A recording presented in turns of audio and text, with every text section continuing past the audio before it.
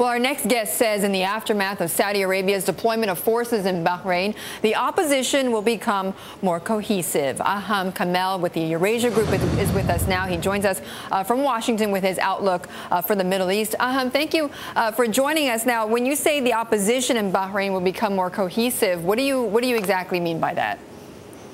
Well, Betty, there are two camps in the opposition. You have a more moderate camp led by the Wifaq party and a more radical camp led by Haq. And I think with Saudi troops, foreign troops coming in to quell protests of Bahraini Shias, a lot of these opposition parties will unite. They will see eye to eye on a lot of issues that they didn't before. And what will that eventually come to then?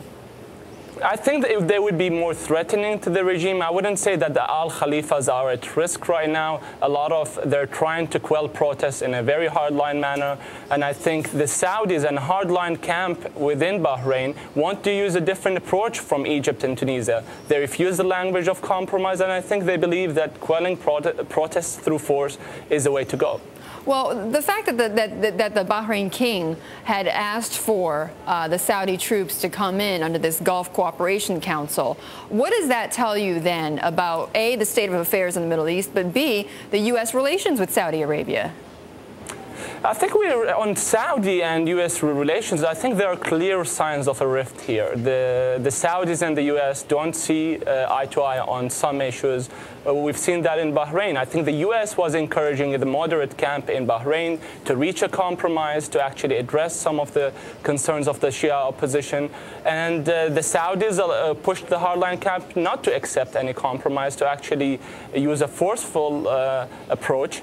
And I think that at this point, the hardline camp clearly has the upper hand. Sorry, the hardline camp is what? Clearly has the upper hand in Bahrain. They clearly have the upper hand. Okay, so what does that mean then as we're seeing these tensions spread throughout, and we've got Libya, of course, still in the background of all of this. What does that mean then for these oil-producing states and for the oil markets then?